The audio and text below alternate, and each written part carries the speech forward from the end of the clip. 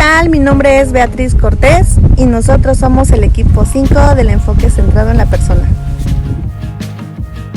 Hola, ¿qué tal? Mi nombre es Edith González. Hola, ¿qué tal? Mi nombre es Karina. Hola, ¿qué tal? Mi nombre es Sergio Olivera. Es un placer para mí poder encontrarnos en este espacio multimedia.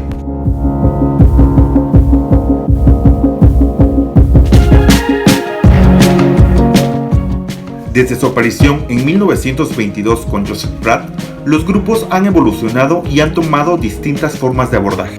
Prueba de ello es su presencia en el enfoque grupal psicoanalítico, en el psicodrama de Moreno, en la psicoterapia grupal adleriana y el enfoque grupal terapéutico de la Gestalt. El presente trabajo tiene como finalidad exponer de manera sintética y resumida las principales características de los grupos de encuentro. Esto se realizará a través de una breve reseña histórica que nos mostrará la evolución que ocurrió desde el enfoque centrado en la persona hasta el enfoque centrado en grupos de encuentros. Posteriormente se abordarán una serie de conceptos claves que nos permitirán una mayor comprensión del encuentro grupal. Entre estas se rescata la empatía, la aceptación incondicional positiva y la genuinidad. Finalmente, se retomará la conceptualización ofrecida por Rogers para poder comprender el proceso grupal. Dentro de ello, destacan 15 características fundamentales para poder hacerlo.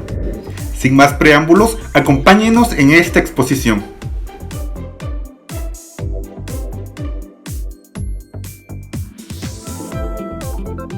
Bueno, ahora hablemos un poco de los antecedentes históricos. Para el enfoque centrado en la persona, el individuo se ha visto siempre desde un contexto sociocultural e histórico.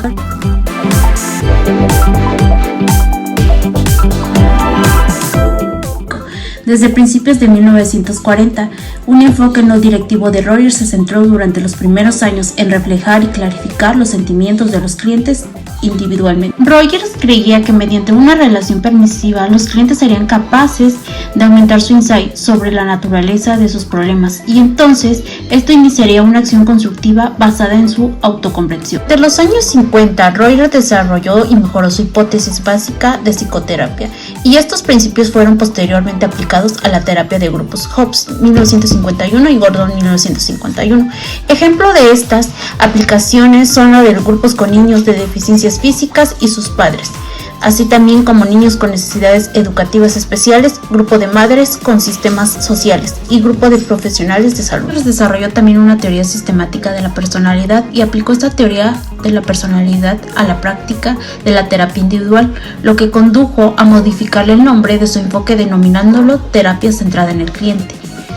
Esta se fue ampliando hasta el punto de tener implicaciones en situaciones de enseñanza-aprendizaje.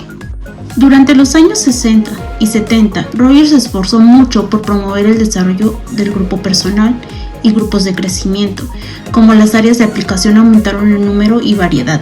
El nombre de la psicoterapia centrada en el cliente fue sustituido por un enfoque centrado en la persona.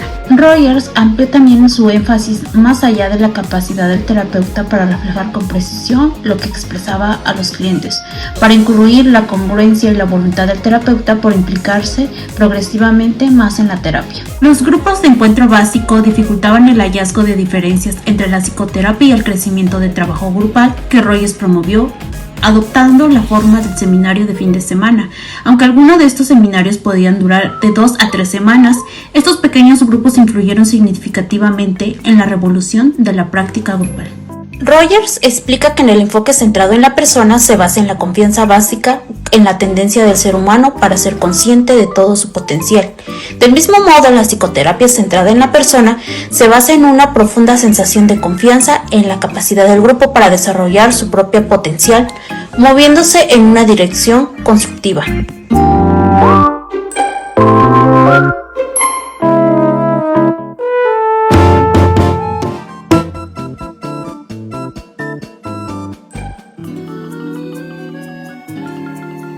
Para que un grupo progrese, debe desarrollarse en una atmósfera de aceptación, confianza en los miembros. Pueden mostrarse aspectos de sí mismo que normalmente ocultan y avanzan hacia nuevas conductas. Aquí van unos ejemplos. desde la representación de roles hasta la expresión más directa. La otra sería desde relativamente cerrados a la experiencia y la incertidumbre hasta llegar a ser más abiertos a la realidad externa y tolerantes a la ambigüedad. Y quizás también la otra sería de hallarse sin contacto con la experiencia interna y subjetiva a ser más consciente de la misma.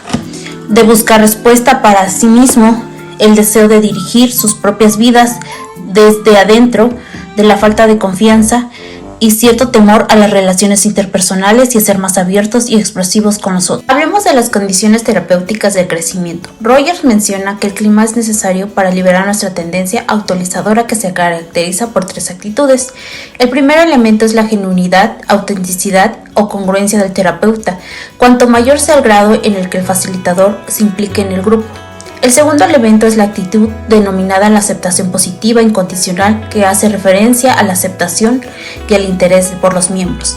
El tercer factor es que el facilitador es la comprensión empática del marco de referencia subjetivo e interno de los miembros. Hola, ¿qué tal chicos y chicas? Mi nombre es Beatriz y les voy a exponer los procesos grupales y las fases por las que atraviesa el grupo.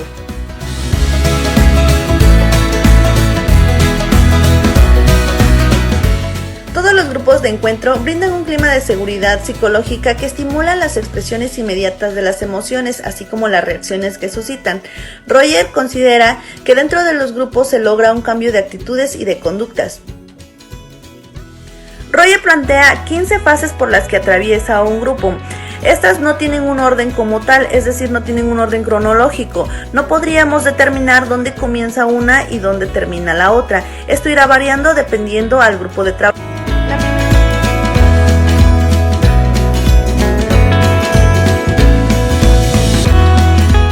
La primera etapa que nos plantea Roger es la de confusión inicial o etapa de rodeo. Recordemos que el líder funge como facilitador no directivo. En este tipo de grupos se trabaja con personas que no se conocen entre ellos, lo que ocasiona una confusión inicial. El facilitador explica a los presentes que la sesión tendrá muy poca estructura y que cada uno será responsable de las reacciones que emita dentro de este grupo. Una segunda fase es la resistencia a la expresión personal. La mayoría de las personas tienden a evitar compartir sus sentimientos y emociones. Este es un sistema defensivo para evitar sentirse vulnerable ante el resto de las personas. En la tercera fase de descripción de las emociones vivenciadas en el pasado, en este punto el facilitador ayudará a la persona a que comparta algunas emociones. Este lo hará en cuestiones del pasado y poco a poco irá mostrando sentimientos actuales. Luego tenemos a la fase de emociones negativas. Estas regularmente van dirigidas hacia el facilitador para poder probar su libertad y la confianza ante el grupo y así poder expresarse de sí mismo. Una vez expresadas sus emociones negativas, empiezan a explorar un material personal de mayor importancia y con mayor valor, lo que a su vez provoca que sus emociones interpersonales sean espontáneas sin previa meditación. Otra de las fases es el desarrollo de la capacidad curativa del grupo. Esto va aumentando cuando hay cohesión grupal, lo cual permite sentirse apoyado y protegido por el resto de los participantes.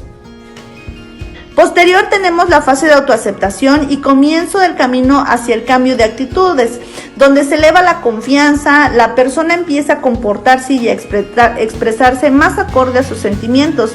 Existe también un derrumbe de la imagen donde las personas que conforman el grupo comienzan a sentirse tal y como son, sin restricciones ni censura. Y de esta manera pasamos a la retroalimentación, donde los participantes comienzan a percibir la retroalimentación, así como recibirla y aportar al resto del grupo.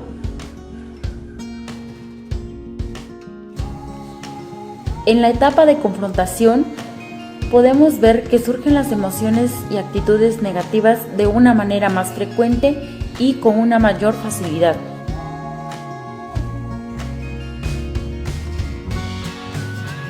Relación terapéutica fuera del grupo. El abrirte emocionalmente hacia otras personas puede generar lazos interpersonales que comparten experiencias importantes que funcionan como nexos para encontrarte fuera del grupo. El encuentro entre los participantes termina desarrollando una cercanía emocional y una relación expresiva del sentir de cada uno de los participantes.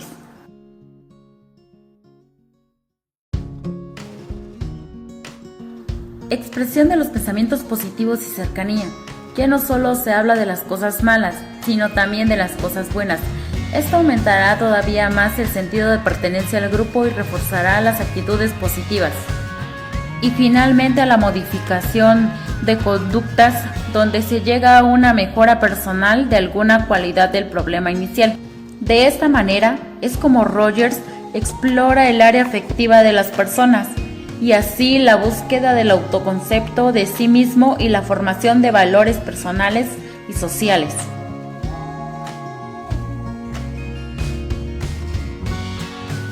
Modificación de conductas del grupo. Finalmente el grupo, creado con la finalidad de la mejora personal de alguna cualidad o problema personal, comienza a ver resultados de la sesión o sesiones grupales con la modificación de la conducta del problema inicial.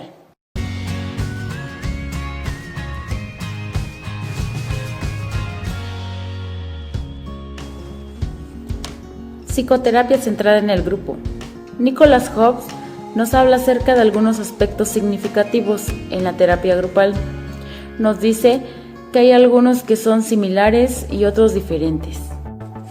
Las similitudes emergen de un propósito común y de una concepción de la naturaleza de la personalidad humana, y también de las maneras en las que cambia esta.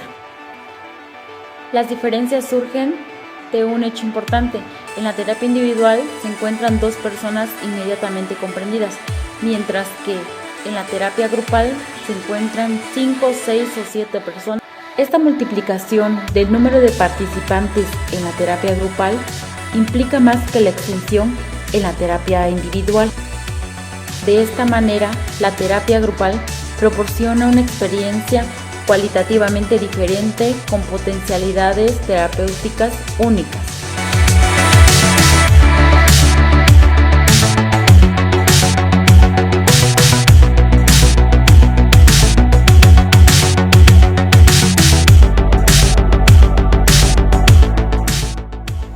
De esta manera, terminamos la breve presentación sobre los grupos de encuentros. En este punto, es importante recapitulizar la importancia del abordaje terapéutico en grupos, ya que de esta manera se presentan infinidad de posibilidades que promueven la curación. El manejo de grupos representa diversas ventajas, ya que se puede tratar a un mayor número de pacientes ocupando efectivamente el tiempo, el personal y el espacio. En especial, los grupos terapéuticos de encuentro de Carl Rogers se encargan de proveer a sus integrantes un clima de seguridad psicológica que permita la expresión de emociones, lo cual a su vez generará la actualización del grupo. Este enfoque ha demostrado gran eficiencia para abordar sentimientos de irrealidad, impersonalidad, distancia y separación. En los grupos de encuentro es importante reforzar la confianza básica en los individuos para que sean conscientes de su propio potencial. También se orienta a establecer nuevas pautas de interacción para actualizar las menos funcionales. Finalmente, cabe puntualizar la importancia del terapeuta o coordinador en los grupos de encuentro, ya que gran parte del éxito del proceso grupal dependerá de la habilidad o pericia del mismo. Es importante que los terapeutas o coordinadores a cargo del grupo promuevan los factores de curación. Para esto, ellos deberán mostrarse genuinos ante el grupo, deberán aceptar positivamente e incondicionalmente a cada uno de los participantes, y también deberán practicar la empatía en todo momento. De esta manera, llegamos al final de nuestra exposición sobre grupos de encuentro. Esperamos que esta información te sea de mucha utilidad y también deseamos poder encontrarte en un futuro no muy lejano.